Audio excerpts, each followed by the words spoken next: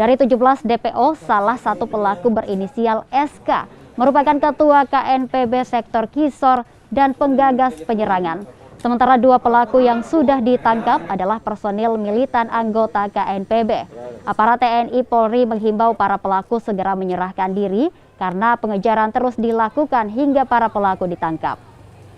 Dikembangkan, didapat informasi, kemudian dikumpulkan barang bukti, sehingga dari hasil penyidikan diperolehlah total semua 19 nama pelaku kejadian pada saat 2 September tersebut. Dari 19 nama tersebut, 2 tadi yang sudah saya sampaikan sudah ditangkap dalam proses dan sudah ditetapkan tersangka. Sementara yang 17-nya kemarin oleh penyidik Polres Sorong Selatan, Polda Papua Barat, dikeluarkan daftar pencarian orang atau DPO.